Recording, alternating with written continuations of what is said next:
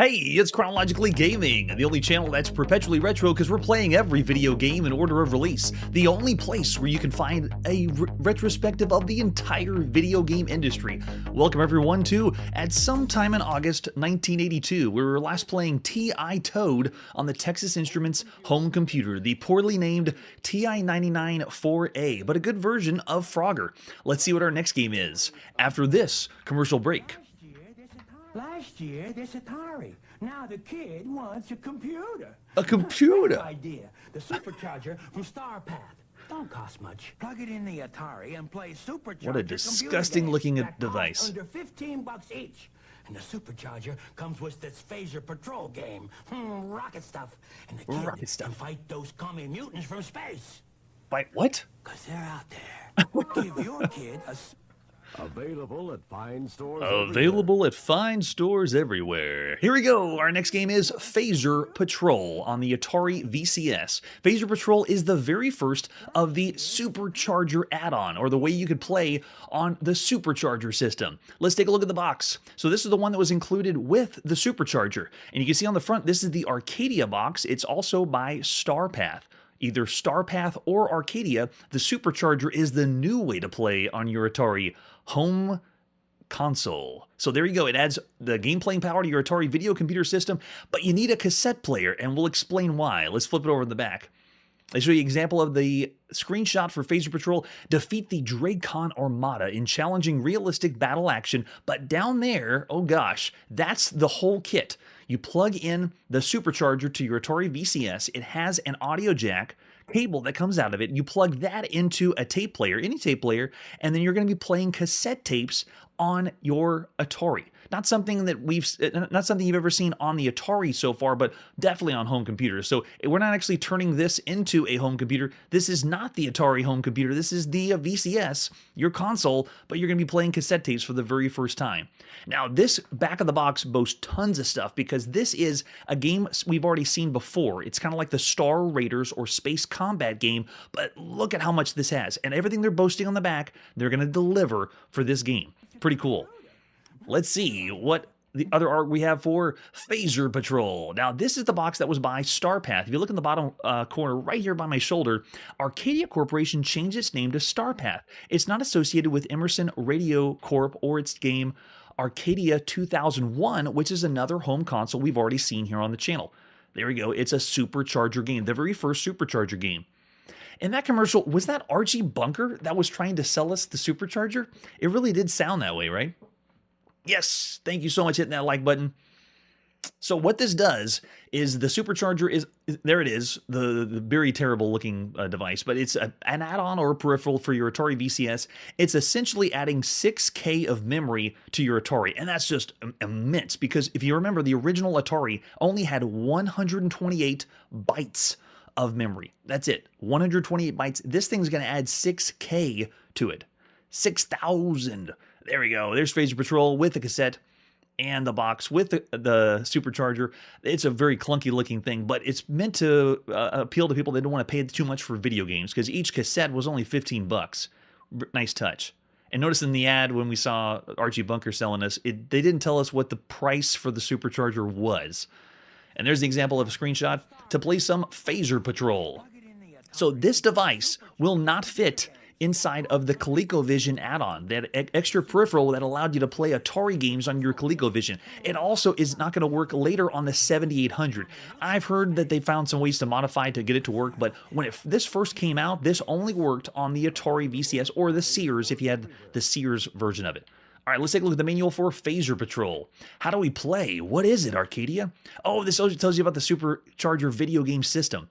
It's not really a system, it's just the add-on, but you set it up this way, make sure the power switch is off, plug it into the SuperCharger, turn the power switch on, and then make sure you plug in the audio jack to your cassette player to play some cassettes in your Atari VCS. Doesn't that seem like a step down? Because most of the time we want the cartridges to play. I know they don't hold as much information, but you put the cartridge in and play, and it works a lot better as far as load times. Now you got to wait for the cassette to load on your Atari VCS.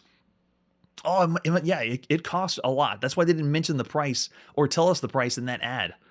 I can understand why. So first you got to do is rewind the tape and pretend you're playing on a home computer now, because you have to rewind, adjust the volume level, play the tape to get that to load into your Atari VCS. You wait a few moments, and then they do this on home computers. If you have trouble, you have a lot of stuff to go through. Look at all the troubleshooting right there. If everything seems okay, turn up the tone and volume. Nice. Got it. All right, now on to the game with Phaser Patrol. Your mission is fly your interstellar interceptor like you never flew before, because you stand between the Dracon Armada and their cruel objective. It's serious trouble. The Human Federation's been caught napping. While pretending to sign a peace treaty, the devious Dracons have launched a surprise attack, and they're virtually captured the Federation's farm galaxy. Victory seems so close to the Dracons can practically smell it with their hideous nostrils. We have no idea who they are. At least they're not Atarians. One lone defender stands between them and the control of human supply. Us. We're the only survivors, as usual. So our enemy wouldn't have lunch without a Dracon. They're explaining what the enemies are, the Dracons, and then the Dracon Armada. Each Dracon fighter is armed with the lethal photon torpedoes, a la Star Trek. You've got shields, but a direct hit can disable them.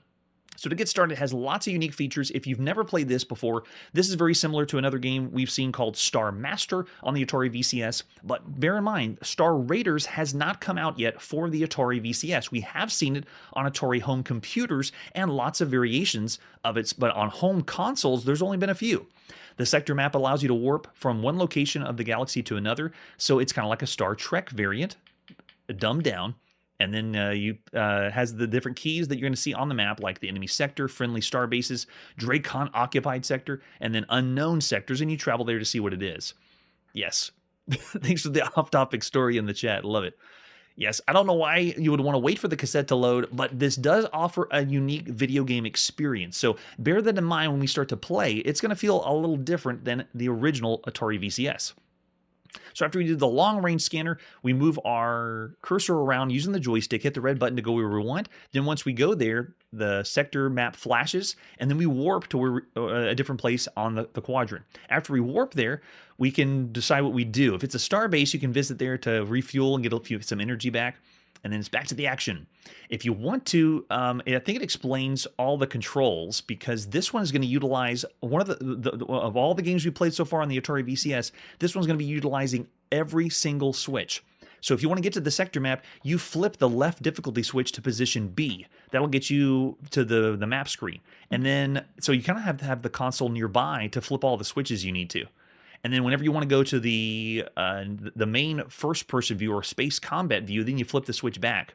If you get to a star base, they can bail you out of trouble when you're low on energy or damaged. You just warp to a star base and wait. Your energy will be replenished, and the damage will be repaired.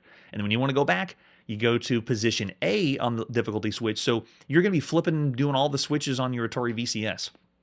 When you actually get in first-person view, that's the instrument panel. The bottom of the screen shows you your condition alert, your shield status, and oh, here we go. It explains the breakdown in the manual. There it is, what you're going to be looking at. Lots of information on screen, very similar to Star Raiders. Done very well, and kind of like it's a strategy, a slightly tactical game.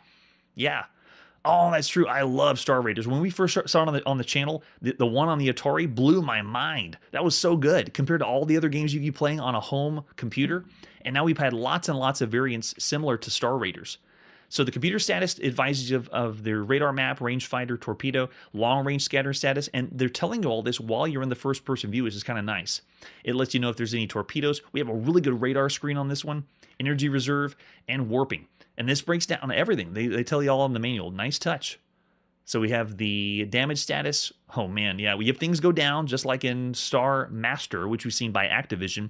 The shields, the computer, long-range scanners, and torpedoes. And then we have a torpedo sight. It is awesome. The reticle for this one works really well. And the rangefinder shows you how far away enemy ships are. The controls are going to be using your Atari VCS joystick, one button, and all those switches.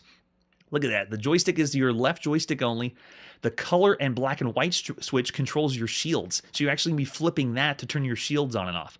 The left difficulty switch controls the screen. The right difficulty switch is the challenge for how difficult you want the game to be.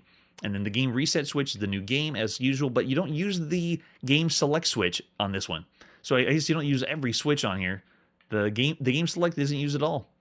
And if you become a champ, they award you based on your skill and how quickly you can defeat all of the Dracon Armada, Hero, Ace, Pilot, and Greenhorn. And it breaks down the scoring here. And then conserving energy is the other thing, how fast you do the game and how much energy you have at the end of it. Oh, that's right. They were on the Buck Rogers. Maybe they're doing that one as a nod to it. So how do you work up? They're giving you some tips and tricks. Look at this. Lots of stuff because there's a lot of detail for an Atari VCS game. Sneak preview of other games by Arcadia. And we don't need to see that because we're going to be seeing everything. It shows you how to change the games out, which must be really cumbersome on the SuperCharger. You have to load a different cassette and then play that cassette and wait for that one to load. Go make yourself a sandwich and then come back and maybe your game will be done. Yes. Yes. Is this going to be better? Let's find out. So this one was Star Path in Europe and Arcadia in North America. But then they eventually changed the name. It was just the Star Path SuperCharger. Here is Phaser Patrol by Dennis Caswell at sometime in August 1982. Let's go. Presentation begins just on this screen. And when you're ready to play, you go ahead and hit reset. It begins on the main screen. As we move around, we select what sector we want to go in. So I'm going to try this unidentified sector right here and engage. We warp to it. Got a really cool display panel there. Once we're there, we switch to our first-person view. So now I'm flying around. Look down at the bottom of the screen, and you can see the radar. The radar is really awesome. For this game, compared to the other ones we've seen, it works really well, telling you where the enemies are and how far away they are. And your reticle on the screen will turn red for you whenever you get a shot that can home in. And it actually follows the enemy.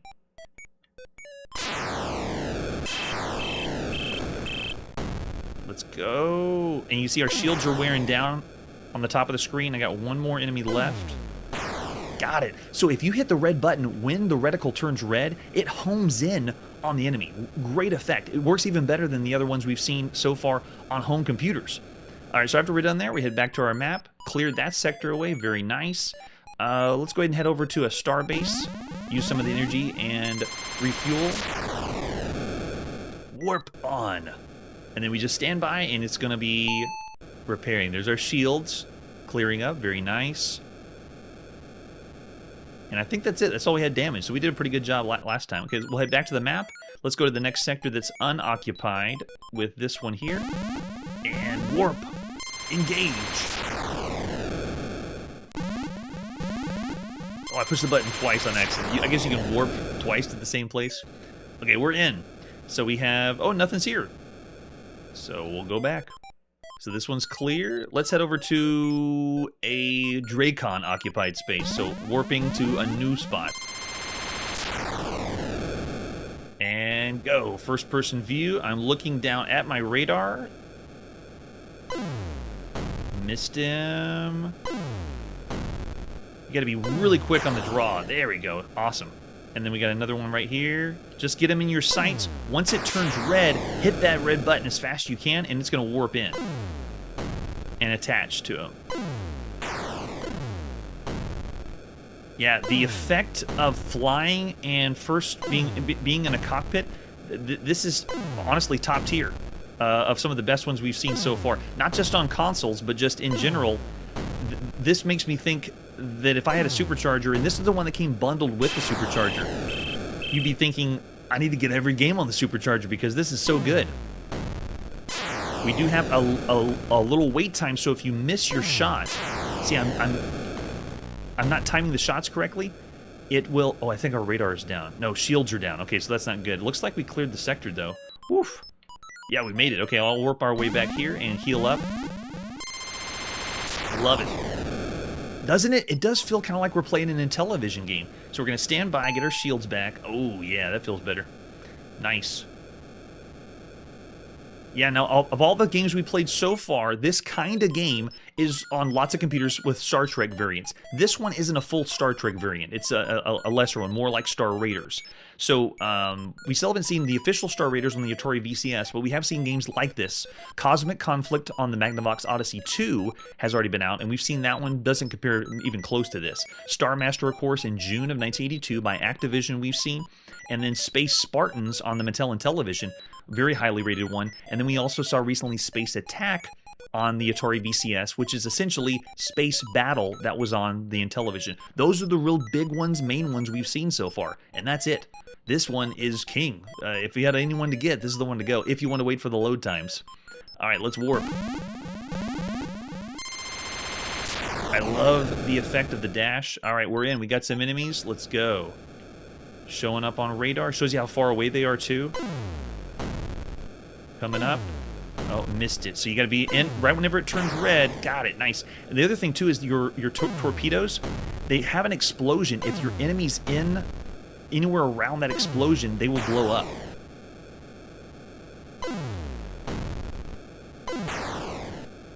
And you can dodge the shots if you're careful enough.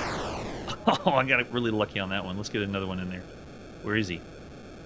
There he is. The way that the shots fire at you or come at you is so cool.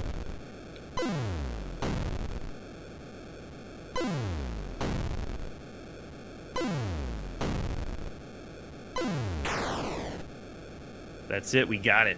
Nicely done.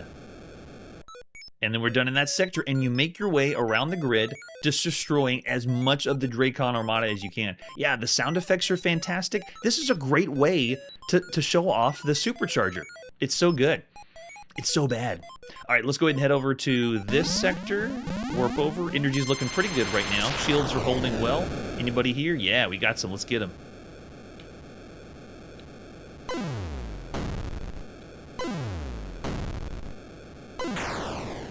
Nice. I love the radar at the bottom left.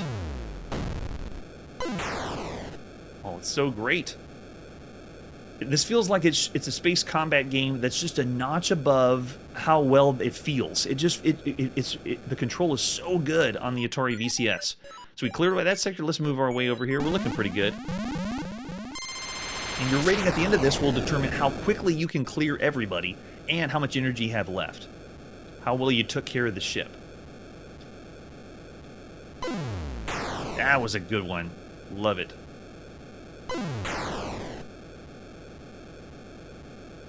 And because of this new reticle control, the way this feels, it's very fresh.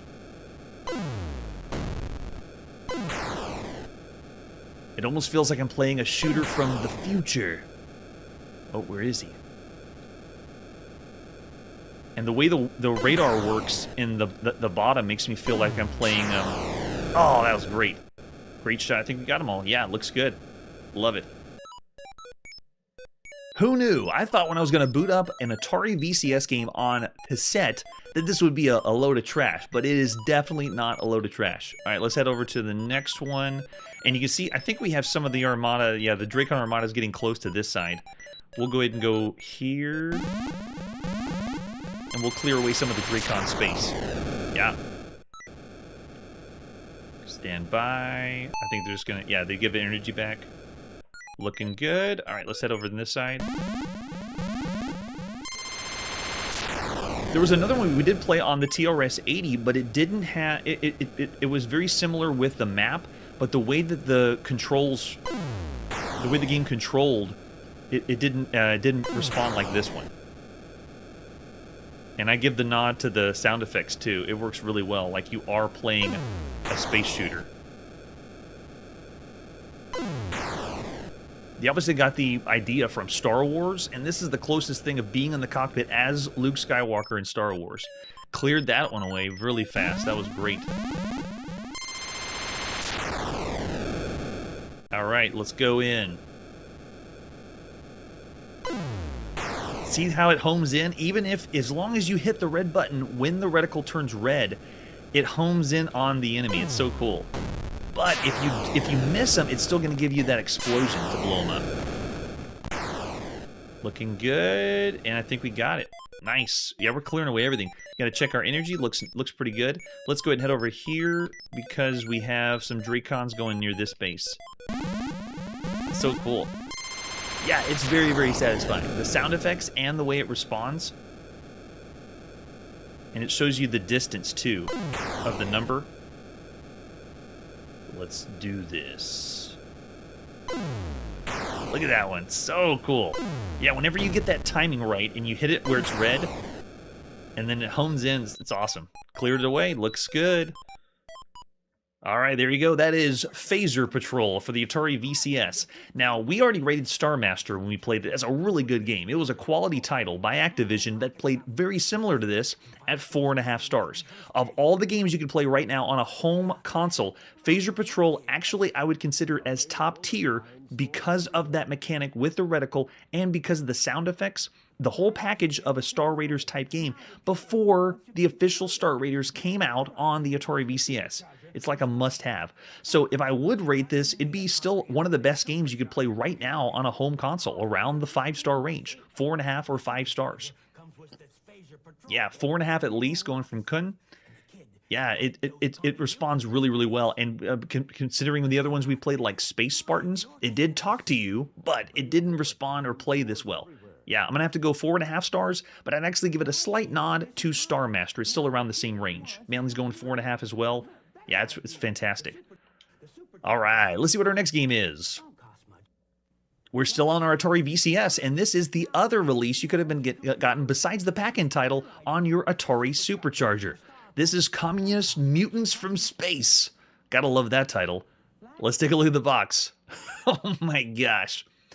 Communist Mutants from Space. You gotta have the SuperCharger unit, and you gotta have a cassette player. Artwork is fantastic. Vaporize the communist mutants before they overrun your home planet. Because the only good communist is a dead communist, right?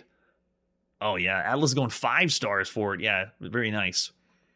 Oh, that's true. We're going to see the Frogger port later for this device. They always point out all the things this does. It has a mutant mother. Is that a selling point?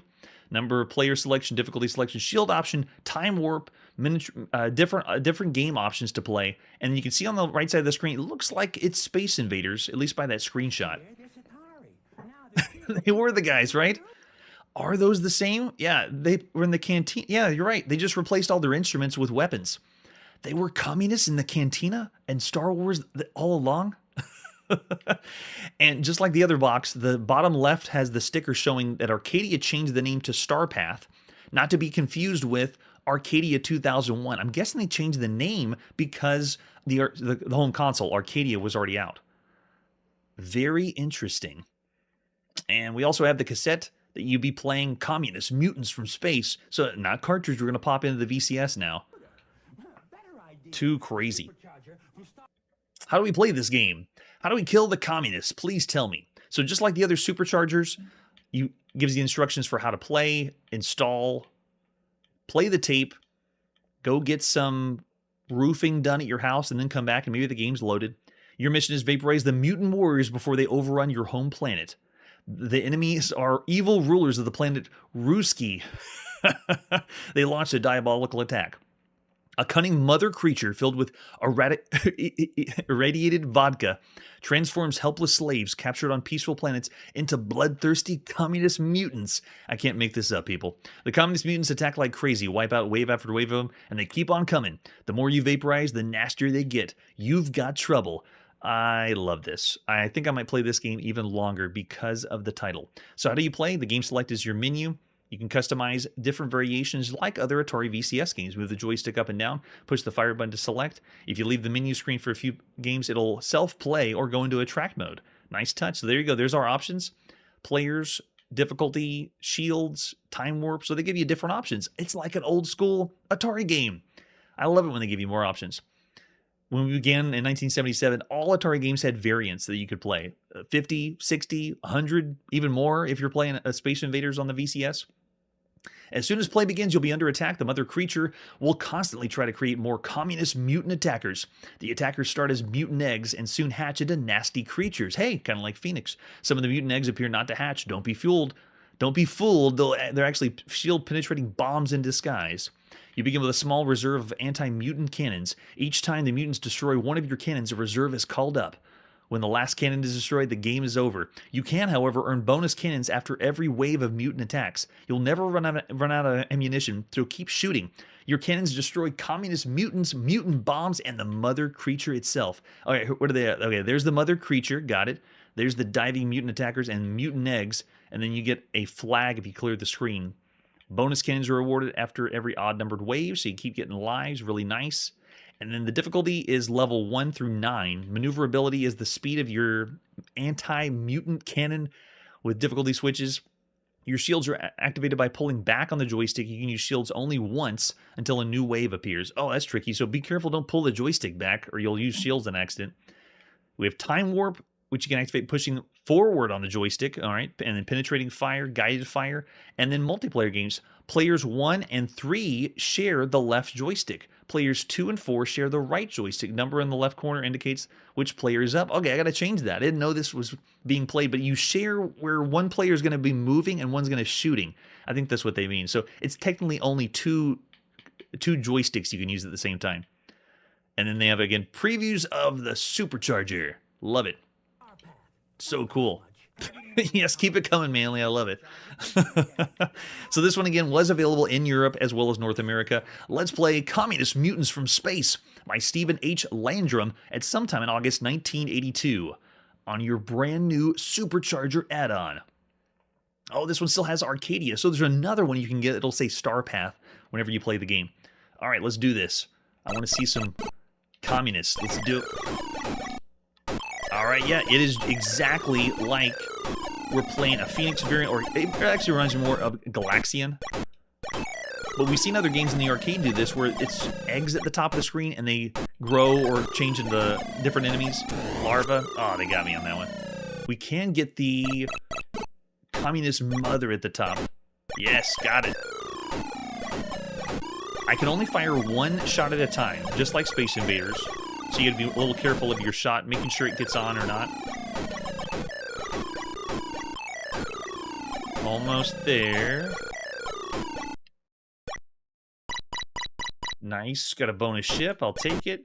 Let's get him to stop. If I can sneak a path through.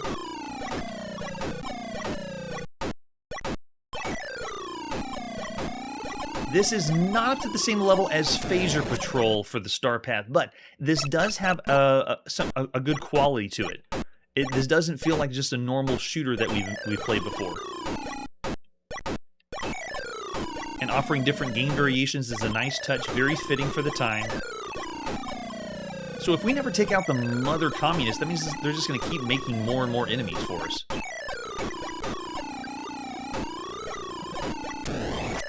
Oh, I ran into the bullet. They're giving us a lot of lives. A generous amount, considering most shooters don't do that.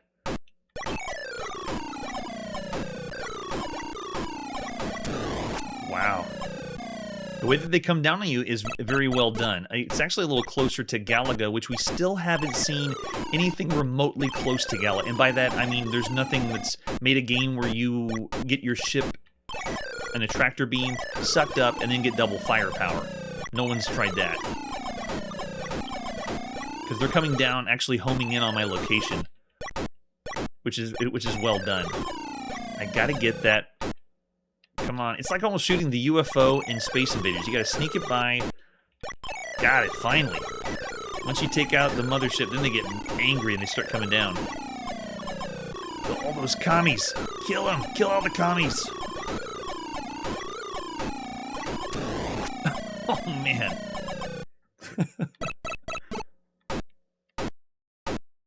It is still only one shot at a time. And bear in mind, we have not seen Demon Attack yet on the Atari VCS. It's not here yet. That one is a very standout quality title for the Atari. We will be seeing it before the end of the year, but it's not here yet. There's been plenty of shooters we've seen so far. This one doesn't offer as much robust variations as the original Space Invaders for the Atari VCS. The killer app, if you will. And this did offer other game variations, so let's try them out. What happens if I push Game Select? Oh, so cool. Look at this. The Game Select doesn't just change the number on your Atari VCS. It actually shows you the player difficulty. Check that out. And then if you want shields, let's turn everything on and see what it's like. So that means we can add options, but we're not doing it like every other Atari game. This is the very first time we've seen an Atari VCS game give us a menu like this. So if I wanted to do 2, 3, it's up to 4 players, but remember, this is 4 players where you're sharing a controller. I don't know if that counts as 4 actual players. And then difficulty we can do, let's do difficulty 3. Let's bring shields up. Everything. Turn it all on and go. Now, we got a shield. Got it. Okay, I've already wasted my shield, but check that out. Now my bullet is going through, and I can curve the bullets to go through different enemies. Oh, but yeah, really intense. Now the firepower of the enemy has increased, but do I have still... I still have one shot, but now my bullet goes through different... So I can curve it in. That's pretty nice. Let's go all the way up there. Oh, and I got the slowdown. Yep, if you use the joystick, it's almost like we're getting, in a way, it feels like we have a power-ups in a shooter. We haven't collected any power-ups, but we're doing things as if we had power-ups in a shooter. We have yet to see that in any shooter so far. There has been nothing to pick up or collect for any shooters on anything. We've seen things close, like maybe it was something that was going to give us a power-up, but no, we have not seen it yet. But what they're offering in this game is pretty cool. So I turn my shields on, there we go. It's only temporary, but I can only use it once per wave. Oh, and I blew it at the end. But I like that nice touch. Sneak over there. Yeah, it lets you have the control to curve the bullets. And you can make all these adjustments in the changes for your game select. Well done. Yeah, look how many bullets the enemies are coming. And we do up on the joystick for the slowdown. Use it while you can. So cool. Yeah. Responds really, really well. Yeah, we've already seen games on home computer. We've seen one or two that allowed dual shot. So your ship had two shots at once, and we've even seen that in an arcade. But we haven't seen it where it was the power up, or your ship is upgraded to two shots. We haven't seen that yet. Very well done. Yeah, so it's another shooter. We've already seen plenty for the home console, but this one's a well-done one. I wouldn't say up there is like one of the best games you could play on a home console, but it is very good. 3.5 stars at least for a home console, possibly even 4. I'm looking to the chat. I see Victor's going 4.5. Yes, and the title, right? Communist Mutants from Space. It's fantastic. Of all the games we played, this title is out there. It's something that really pops. Very different. Yeah, so I'm seeing 4 from Hunter, 3.75. Yeah, I wish I could. 4 stars, even with, yeah, it's great options. Yeah, not as good as Phaser Patrol, I'm with you on that. But of all the games you can be playing on a home console, I'm going to say 4. 4 stars, it's an excellent game. Not one of the best that you could play on a home console, but it's very well done. Yeah, there we go. Errol's going 4.5. Very nice. There you go. So now, of all the games you could be playing right now on your Supercharger, there's more. Our next game is Fireball, that you could be buying on a cassette. Remember, it's only 15 bucks. Why not collect the whole set of the first games on your Atari Supercharger? Let's take a look at the box. Fireball. That box looks fantastic. Looks like a rock album. It doesn't really tell you much about the game, though. It just looks really cool. And you have to have the Supercharger, and you have to have a cassette player. Otherwise, it will not work. Juggle the red-hot fireball before it becomes too hot to handle. Up to 6 randomly moving fireballs, up to 4 players. Automatic indication of high scores. Nice, they're putting all the things back there, and they have this is now with paddle control, so we're going from one to the other. I want to make sure I make a note of how many players can play. Yes. Let's see the other arc we have for Fireball. Besides the box, we also have the cassette we're going to be popping in. Cassette player. Any old cassette player will do. Just get that noise to go through the audio jack into your StarPath Supercharger. How do we play this? Here's the manual for Fireball. As usual, the Supercharger peripheral for your Atari VCS will not work on the ColecoVision add-on, the first expansion module that allowed you to play Atari VCS games, and later it's not going to work on your Atari 7800. I've heard later they've made it work, but right now in 1982 it would not. These won't work to play. All right, so it shows you how to plug in and correct the tape to play. Now, Fireball. Imagine this: you're a juggler. You've been practicing long and hard to become a very good juggler. You can juggle rubber balls, fragile plates, even razor-sharp daggers. Now you're ready for the ultimate test, the Fireball competition. The situation is you've done well in early matches of the International Tournament of Jugglers. Is that a real thing? I don't know. Most of the competitors have been eliminated. You've survived. Now it's down to the final event, the fireball.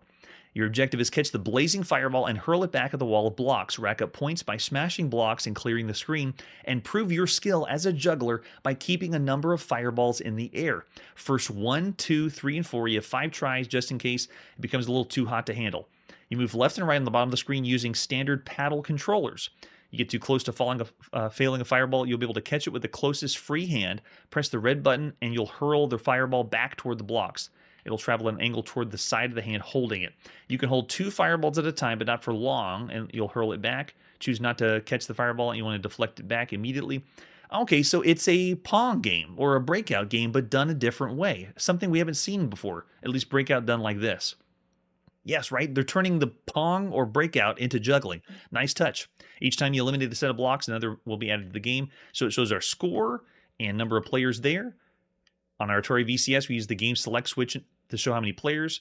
Each time you tug on the switch, you'll add a player and move to the next variation, pressing the game select switch. Now, if you remember on the Atari VCS, you kind of daisy-chained paddle controllers together. This worked really good on Video Olympics when it came out on the Atari, and the 4 players would be available on the paddle, which is great. Yes, 4 players. But I believe all 4 players are not playing at the same time, so it's not Warlords. We're not playing all at the same time. You have to take turns. Not cool. All right, how many game modes we got? We got Fire Trap. Smash away the block walls, imprisoning 2 additional fireballs. And then they come tumbling toward you. We got Marching Blocks. Each time you catch a fireball, the rows of blocks march 1 step toward you.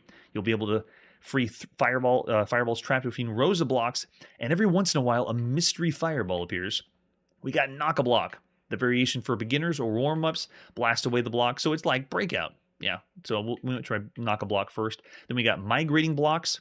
Just when you think you're about to hurl a fireball, okay, it's going to be moving every few seconds. Rows of blocks rotate one direction, so they just move around. Then we got Cascade. 5 fireballs trapped in cavities. Smash through and release them, ready to juggle for dear life. So that's the crazy mode. And then we got some tips for top scoring, because you got to have the high score, keeping it challenging, and then scoring points. And then we got the game previews for all the other games on your StarPath SuperCharger. There it is. Everything all together. Nice. Now, when we play these games on the SuperCharger, they go right in. They just play as if it was on a cartridge. In real life, in 1982, it would not. It would be taking a little bit of time. All right, we got lots of versions we could be playing in the United Kingdom or in the United States. Let's play some Fireball. This is by Scott Nelson at sometime in August 1982 on your brand new SuperCharger, either by Arcadia or StarPath. Most people are going to get StarPath because they had to change the name. All right, what do we do for game modes? We got Player 1, Fire Trap, 2, Fire Trap. Okay, so you pick the game mode. This is me going through the game modes. I like how the SuperCharger games, I guess Phaser Patrol doesn't count, but the other ones, when you go through game selections, it's not just a number changing. It actually is presented pretty well. So there's the marching. There's Knock-a-Block. Let's give that a shot. So we do 1-player Knock-a-Block, and let's go. So you can see Player 1 first try, because if you do multiple people, they're just going to take turns. All right, we're in. It's Breakout, but look, I caught the ball. Whoa. And actually, I'm a person at the bottom of the screen. We just played Squash on the Atari or the Commodore VIC-20 last episode. Squash would have, I called that the downgrade for ball and paddle or Pong games. It was just terrible, but this feels like it's the upgrade, the next evolution of ball and paddle or Pong games. Yeah, that's essentially what I'm doing, is I'm just catching and then throwing the ball. So this is Breakout, but I have this little respite. I can stand a little bit while I wait to throw the ball and put it where I want. So if I'm really, really good, I'd be doing what the pros do, which is throw it over to the side, yeah, and continue to break that side until I can get to the ceiling, because that's what you're supposed to do. That's how you play Breakout. Yeah, just like this. Nice and easy. Get up there. Oh, it's different. Okay, and they even have this program a little different than Breakout. Notice how it would break a little piece, and I got it to the top. Nice. They changed the programming just a little bit for it. Yeah, that's a good point. The ball is flashing, so it is a little difficult to see the ball. Oh, and if you drop the ball, it comes out. That's a nice touch. Okay, so we can go to different game modes. Besides knock-a-block, we also have migrating, and we also have cascade, the crazy one. That looks insane. You have to keep all the balls going, but I guess that's the point of the juggling. So let's go ahead and try fire trap. Player 1 fire trap. Here we go.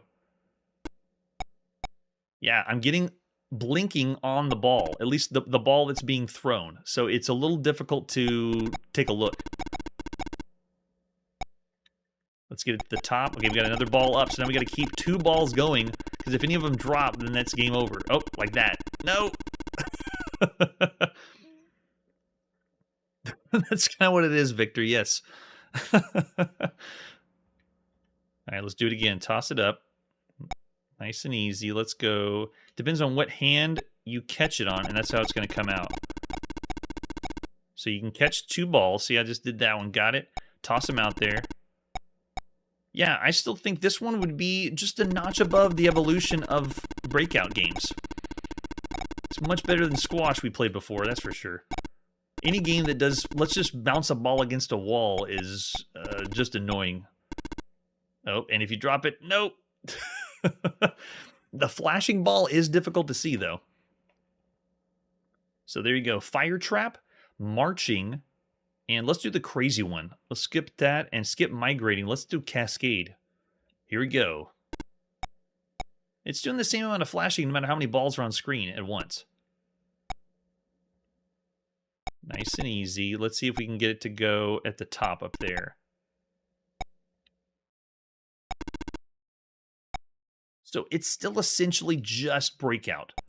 And you do need to keep track of where your hand catches the ball, because that's where you're going to throw it. So if I catch it on my left hand, it's going to go out the left side right there. Yeah, now we're looking good. But now we have the chaos of every ball coming. I'm racking up the points. But I got to watch every time. Oh, gosh. So that's pretty fun. Too cool. So there's Fireball, the next evolution of breakout games. Of all the games you could be playing on a home console, it's still pretty good. The StarPath SuperCharger. What do you know? I had no idea these kinds of games existed because I did not play these. I didn't play any cassette games on the Atari. Yeah. Now, this is still Breakout. So if you're not a big fan of Breakout or consider it boring, you wouldn't like it. But I still consider this above average because of the presentation. It works pretty good. Yeah, around 3 stars or around the average range. I'd even go as high as 3.5. But I'm thinking of it as all the consoles that are out there. Everything you be playing on consoles right now, this is a pretty good version of Breakout. I could still say a notch above would be Super Breakout on the Atari VCS because of the number of game modes. It has even more than this. And it allows for more people to play at the same time. This is only one at a time, alternating. Yeah, if you like these kinds of games, you're probably with me. I'm going to go 3.5 stars of everything you could be playing on a home console. Well done. Yeah, so cool. All right, but that's not all. We got one more. The last of the Atari SuperCharger games you can be playing on your Atari VCS. This is Suicide Mission. Let's take a look at the box. Loving the front of the box for all these SuperCharger games. So cool. Let's flip it over on the back. And as usual, yep, and this one's by Arcadia, so they didn't have StarPath take over yet. Shrunk down, down, down, and fight deadly battle deep inside the human body. Realistic amoeba motion. 30 randomly moving virus attackers. And this one is going to be using the Atari VCS joystick and previews of other Arcadia games. Because the idea was you buy this one device, and then all the games after that are going to be cheaper. This, ladies and gentlemen, I think is the first time a peripheral was added on in the hopes that people would buy more games later, and it didn't work. And it's not working now. This isn't successful. But this formula is going to be played out throughout video gamedom, I think even till now. So it's going to continue to happen. Just amazing. All right, let's see the other art we have for Suicide Mission. There it is. This one by StarPath after they changed it. Yeah, that's right. It's going to be like that. At least the screenshot shows on the back of the box. There's the ad you would have seen in magazines at the time. Zooming down to inside of a human body. There it is, the SuperCharger by StarPath, formerly Arcadia, because I think we had to change our name because of the home console. At least that's my guess. All right, let's take a look at the manual for Suicide Mission. There it is again. How do you do the SuperCharger? What do you do? It's not a cartridge. You plug this giant, frustratingly terrible device into your Atari VCS. Then you get a cassette tape, plug that into your the SuperCharger, and then play the cassette tape and load the game. This one happens to be Suicide Mission. A growing abscess, perilously close to a human heart, an invasion of a lethal virus multiplying faster than the body's warrior leukocytes can destroy them. Your mission is to shrink down, down, down, smaller than a speck of dust, board a microscopic submarine and navigate through the bloodstream until you encounter your deadly foes. Any volunteers? Those are the odds against you. Even though they're fast and tough, you're smart, you're simply outnumbered and the enemy is tough. The bad guys are a fiendish virus, tough to kill. A direct hit with a penicillin torpedo divides the colony. Hit it again and they divide into a creepy little virus. A third blast pulls their plug for good. Most of them just cruise along attacking their host cells. Watch out for a particularly nasty number that goes straight to your throat. So it starts off the game. We have difficulty switches to choose A for single torpedoes. B gives you salvos. Okay. Left difficulty switches for player number 1. Right is for player 2. This one's another game where we're not playing at the same time. You have to take turns. Tugging on the joystick turns the screen on. And wait, but in a small submarine, the screen only lasts a few seconds. Hold them on too long and they will heat up, causing to vaporize all the virus along with yourself. Wait, like the screens cool down? Wait, what? They're going to control that with a joystick? Why would they do that? Then we got difficulty options. This is where you want to start. And this medium is the... Oh, okay, so the longer you take to destroy everything, the screen gets redder and redder, it looks like. So it's giving you the incentive to keep shooting stuff.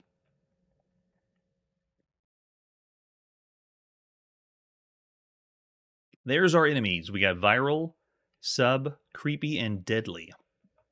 Bonus submarines, Easy, Medium, and Hard.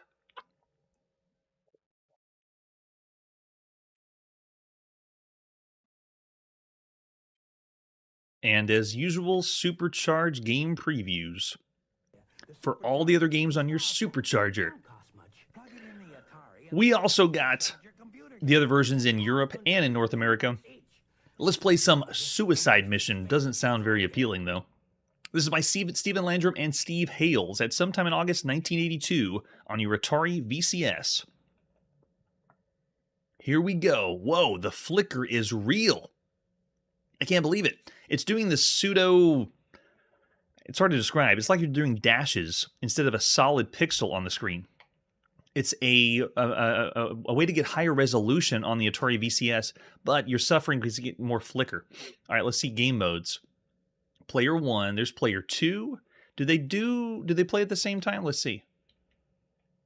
Let's go ahead and go in.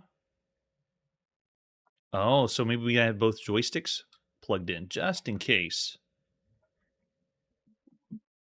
We'll try it again with player 1. Yeah, the first presentation, though, it's rough.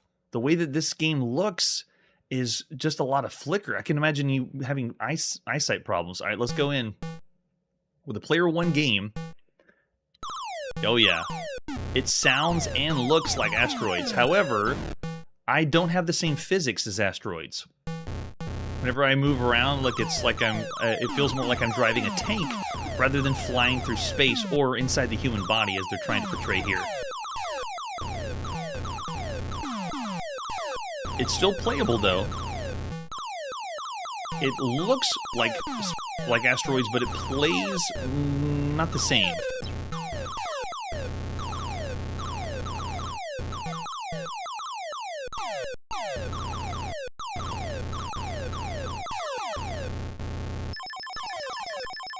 No, what is this? UFOs inside the human body? Yep, they're breaking apart, but I guess because they didn't want to do the asteroid look and wanted to make it look like a virus. All the enemies are squirming around. It does look like a science project, right?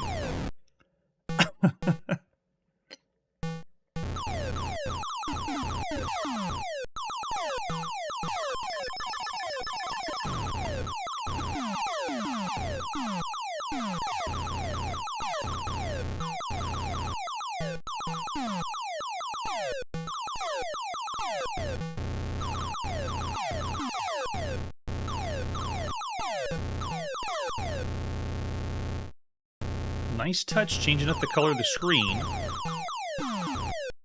In a way, it feels like I have a little bit more control because I'm not drifting in space. Whenever I move, I stop on a dime. So you could say you have a slightly better control because I'm not floating around everywhere. But I still can't get over the design because it's difficult to see. I feel like I'm going to have to change my eye prescription after this. Oh, really? There is no flickering. Interesting. I wonder if we need to try a different one.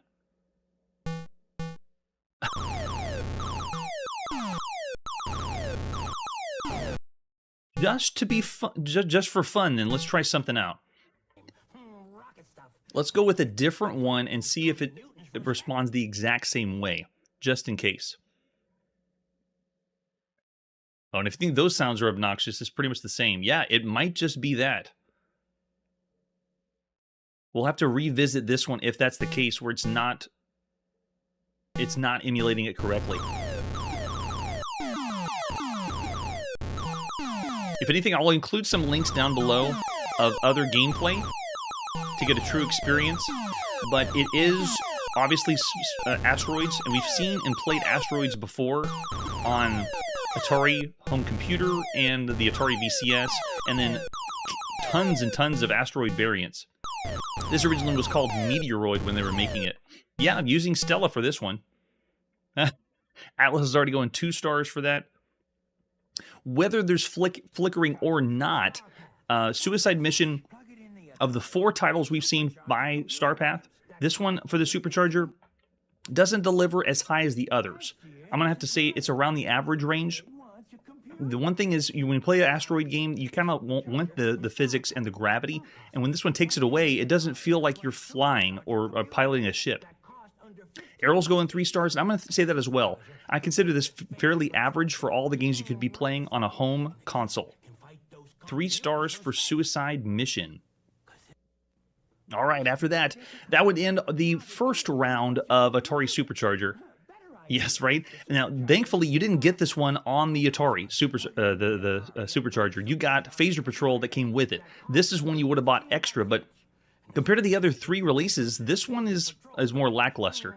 Yeah, you can tell that they're trying to push what the Atari can do, but it's just not done very well. All right, after that, let's see what our next game is. It's time to go to the arcade and play Talbot. This one is a very peculiar one. Of all the arcade games, this one's also hard to find, but we also don't have an official advertisement flyer for Talbot. All we have is an example of a screenshot of the game.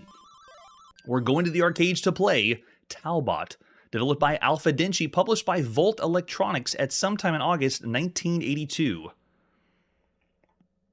So what is Talbot? Well, Talbot was a breed of dog that is now extinct. We control a peasant with a pointed hat. He's a rabbit breeder and accompanied by his loyal hunting dog, which is a Talbot breed. We have to recapture all the rabbits that have escaped running around the maze field. And there's going to be thieves that are there that are trying to steal the rabbits. So we're essentially playing a hunting arcade game, if that's the best way to describe it. There you go. I like that idea, Victor. That's what we should do. I have never heard of this one. I am familiar with, from a few websites and people that have said that this was available in Japan and some parts of Asia. I wouldn't be surprised if people in Europe had played this one too. So if you have played Talbot or seen this, let me know, because otherwise it's a complete mystery to me. So they're going through the attract mode. Let's get going on how to play or what happens with Talbot. Put a coin in, and let's go.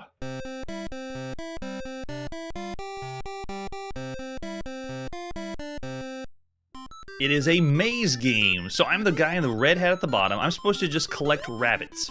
Now, if you notice when I try to go to the rabbits, they're the same speed as me, and I can't catch them. And they go down the holes that look suspiciously like targets. Let's see if I can pick one up. No, so it's really hard to pick up a rabbit. So what you need to do is use your dog to help catch the rabbit. So I picked up one, and I got one rabbit down the bottom. So you use your Talbot dog that's with you, and the Talbot dog has 2 buttons. It has a run button, to go try to catch one. But it also has another button to lay grass down that makes the rabbits move slow. You notice at the top, I just dropped grass, and the rabbit is going slow in there, so I can go come and pick him up. Got him. And the bad guys are the crazy-looking ones in shades. They've already captured 4 rabbits. I've only got 1, so I'm not doing so good. I'm going to go and pick up my second rabbit. So it's now 2-4. So I can use my dog to send him out, which is an interesting mechanic nowadays. Playing a video game in the arcade right now and having a second dog that you can control is really bizarre. And I can understand why this is not found anywhere or not heard of, because it's the concept is so strange. So we'll leave some grass there. Hopefully catch some. And even we move slow through the grass too as it drops down.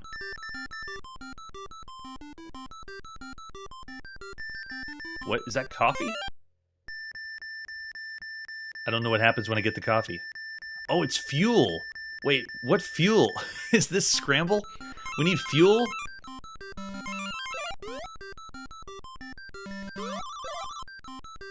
So I've dropped some grass down. There we go. I can catch some rabbits over here.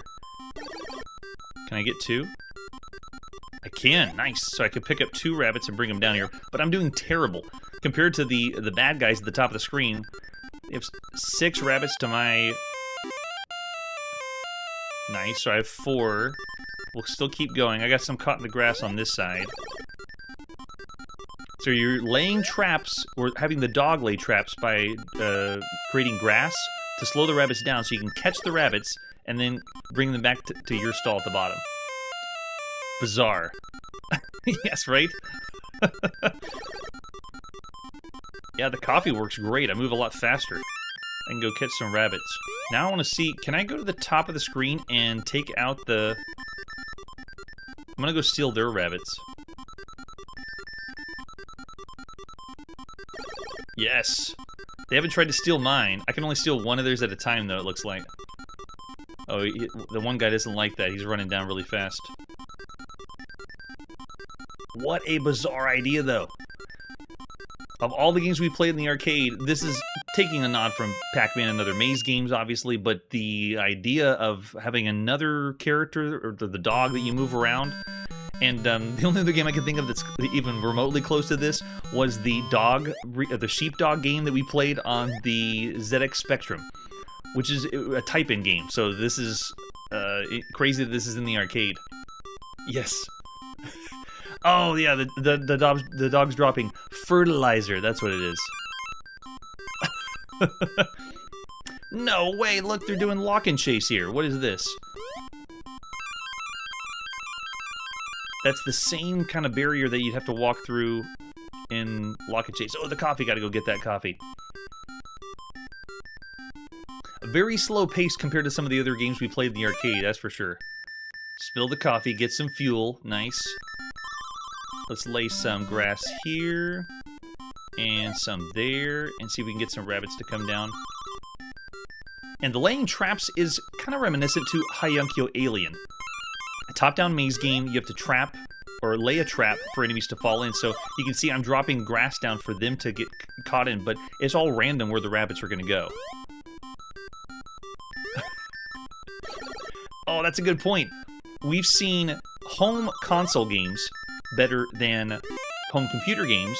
We've seen some home computer games better than the arcade, but this is a rare point where this game wouldn't be as good. Like, I'd rather play the SuperCharger games on my home console than play this game in the arcade. Amazing. Alright, so there you go. That's Talbot, one of the strangest arcade games we played. Of all the arcade games so far, I'd have to give this one subpar. I don't really want to say bad because it's ambitious, but you could have a good time, but you wouldn't be putting your corners in this game if there's other arcade games out there, like the big ones, Donkey Kong Jr., Frogger, Galaga. I mean, those are where the quarters are going to go, not this one. Yes, right? Oh, 3.5 stars from Atlas. Pretty good. Yeah, of all the arcade games out there, I'm going to have to say 2.5 for Talbot.